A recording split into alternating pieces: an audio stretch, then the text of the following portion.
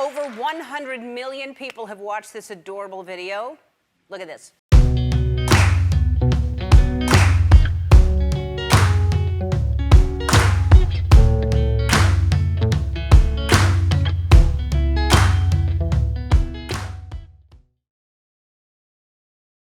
So, obviously we met, we had known each other for just about a year before this video really blew up. Almost exactly. What happened on that day? How was your day going before, because for me, that was the first day of school. And he was on his way to pick up Maxwell, and I was running behind. Oh, it was Maxwell's last day of school? It was Maxwell's last day of daycare. So for us, it was kind of like a big deal, like talking to him, like this is your last day before you start your new school. Yeah.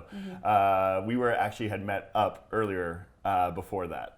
And I decided to go pick up Maxwell last day. Yeah, and then I ran into Dan because you had went to go pick up Maxwell, and I ran into Dan and Finnegan first, and then because I knew which route he was going to take home, and I just pointed out to Finnegan like, "There's Maxwell." He pointed out to Maxwell that there's Finnegan, and I know they just ran towards each other, and I remember we both I was like, "Oh, let's get our cameras because they're doing it again." The funny thing is, the funny thing is that that's how they greet each other all the time. Basically, it's just that we've never really gotten it on video, so. I posted it on Sunday night. By the next day, it had like 2,000 views and like 50 shares. And then I checked it like the next hour, and it was like 20,000 views. Yeah. And it just snowballed. A lot of the comments were that, "Oh my God, this is so great! Like, oh, they're solving racism and things like that." And then, but for us, it was just a cute video. Yeah. And so we had a conversation on the phone before we signed anything to. Let ABC use it, about, like, is this, for us it's not about race, but for other people it is. Right, yeah. And so that was kind of the important thing that we were talking about, like, should we let this air, and should we push this out more to more people? Right? And it's a feel-good story, but then it also gets distorted from what we see it as. Were you guys reading some of the comments? I read some of them, and I mean, most of them I think overwhelmingly were super positive, and there were some that were just, it looked like mean people, and so I just sort of take that with a grain of sand, but or salt, or what is the idiom? Salt, whatever. You want to but about the same size. I don't know, but one thing I definitely did see is that they influence even more media going forward because there were memes. Right? I'm a sports fan, so Antonio Brown got signed by the Patriots, and Tom Brady, it was, and so... You made it big again when you got memes made. And then you have Bill Belichick's face pasted over you, and I thought that was funny, and... I heard we made it when we were on Barstool, which I didn't even know what it was, And then there were just other GIFs that were, coming out, and then, I mean, the one that really stuck out to me, and again, this is one of those ones that I just said, this is just a mean-spirited person, but cut out the actual hug, and then they just took it from when the boys started running, and so Maxwell's faster, and he's still very much faster than me. He's freakishly fast. He is. He's very fast. He's quick. But it said like a black boy running away from a racist white boy, and then it had them running down the street. And that's terrible. And I was like, why would you do that? And that's part of the reason I don't read the comments. Yeah. I think for me, you really are opening yourself up. Oh, sure. And that's when I was like, okay, I can't. Yeah. I can't Not even anymore. that. We're gay. We're a multiracial family. Yes. I'm Mexican, he's white, and we have a black child. So it's, because you're going to get the negatives on there. Yeah. There was that, and then I think the only other negative stuff that I saw was parents, especially, like moms especially, very concerned that these kids were running on the sidewalk, and oh my God, they could just go out into traffic and get hit by a car. And they're city boys. Yeah, they know. They know. Like we're not raising them in the burbs. And we had 3 dads right there, and Hutchie. And Dan was. I was like 10 feet away from Finnegan. Dan was like 6. Maxwell was running. He was to Finnegan. He wasn't going to dart out. They're running at each other. There wasn't any distractions, so... Yeah. How is it for you two being white parents with a white son being the center of a race conversation as well? Because So I remember... I think it's more on your, like, we're used to it. You know what I mean? Like when we were on Van Jones, because I remember the question that he asked, like, do you seek out, like, different? And obviously you said no, because, you're a gay couple and you have a black son and you're Mexican and white. And so you're already, like, you're checking a lot of boxes. Yeah, we do. But, we tick a lot of we're boxes. not. We're a cisgendered white couple with a white son, and we you know, we didn't necessarily seek you out. It was a sort of happy little accident, right? Like Bob Ross would say. Yeah. That we met. We'll make it a tree. Like we met that I day. love Bob Ross.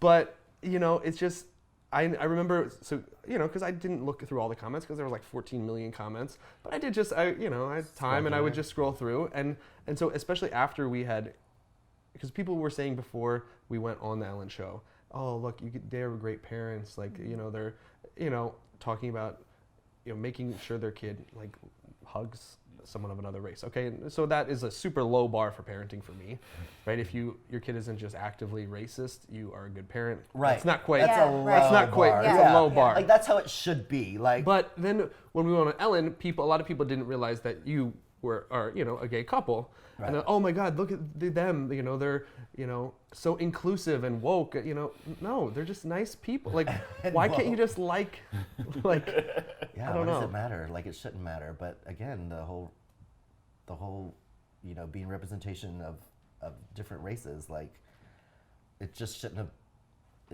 have been that, but it is that. And I think to some degree it was like people needed these 2 kids to just like have some hope in the world. Yeah. I think that was huge for me. Yeah. And sad. at the yeah, same it is time. sad. I actually use that word often. It was sad that that's Yeah. actually what it turned into. You know what I mean? Like, it's just not. It shouldn't be that. Yeah, You should see it every day. right. You do see it, but like you see kids hugging, but why is that little difference, right? Especially boys. I want my son to be a strong black man, but I want him to be sympathetic, empathetic. I want him to, you know what I mean, Yeah. to not be afraid to touch, because men aren't supposed to Show touch. emotion. Yeah, they're not Yeah. supposed to show emotion. That's how I was raised. Yeah, that's My- the toxic masculinity. Yeah, you know? my dad, boys don't cry, you know. To this day, I still have a hard time crying because of that. But I do not want my son to be raised that way. Yeah. Yeah. And it was kind of cool that, you know, that part of their life was what is shared, but that's not necessarily representative of their entire life. They Please, I wish. scream I and wish it was cry, that easy and, all the time. and they don't want to watch the same show, and when it's cold outside, and They don't want. but they always want to play with the same toy. Yeah, They yeah. always want to play with the same toy. That's why they haven't played with it Yeah. months, and then Yeah. they both have to have it at that second. And I do think something that was interesting is because it was such a short clip that people wanted to find out more about their lives a little Yeah. bit. They're like, I hope they're friends. I hope they Yeah. stay friends. Like they almost wanted that little bit of a longer story, but they only wanted the good news, of course. But Yeah. I hope they stay friends is sort of thinking about like, well, they might not because look, they're a Yeah. white boy and a black boy, and Yes. their I was gonna say the the same thing. trajectory of their lives might be different. I You was know, absolutely gonna say the same thing because I don't like that comment. You know what I mean? Like, absolutely. Yeah, but it's like we hate that, but it's also like a very real Yeah. thing, you know. And just thinking about like the representation piece and like how people are seeing the kids as a white boy and a black boy, Yeah. and like how those things change. Like we can say like, yeah, that's not going to change. You know, we're going to remain close. But for other, you Right. know what I mean? Yeah. What? But for other, well, and how in that video they represented their entire race, which, you know, like Finnegan was the white race, right, and Maxwell was the black race, and they were, you know, joining Yeah, together. even though Maxwell's being raised by a Latin and a white parent too, so Yes. us sort of, you know, speaking about that was also, I would say, even another challenge because I will never know what Maxwell will feel. You know what I mean? I will never. I didn't grow up the same way, so Right. it adds another complexity. Even trying to have your child be representative of that because his upbringing is going to be different than other Black people as well. right? Yeah. When you ask me what awareness this brought, it makes Yeah. me want to ask Black people like how they feel Yeah. in society. Like, do they think of this? How often do they think of this? You know, how much does it weigh on you? Because it is a different. I'm not white either. I have, you know, been exposed to racism as well. So, but it is a difference. Like there is a difference. So it makes me want to learn more Yeah. and just to be more open-minded about it all.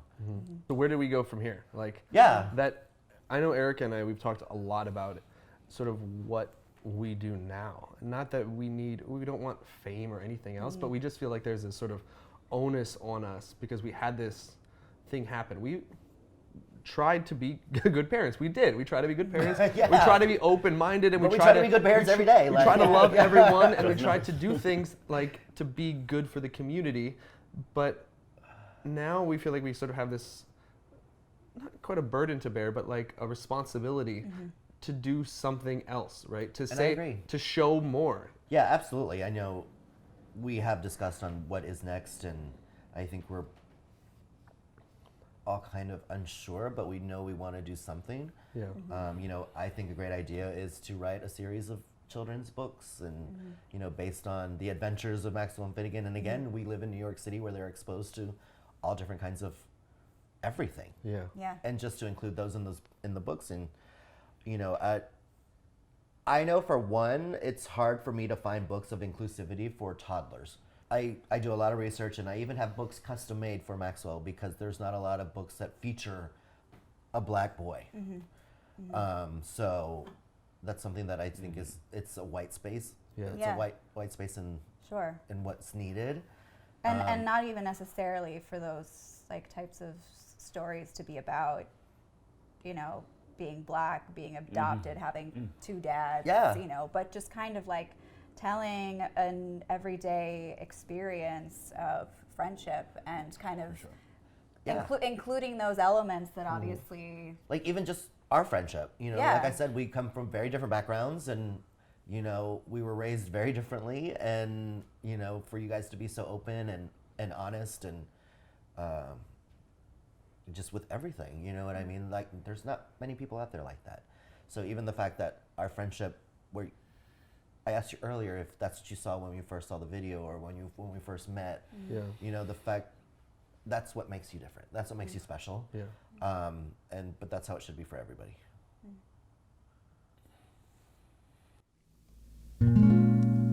We're taught that race shouldn't matter, but too often it does. With love and hope and empathy, let's build a world where it doesn't.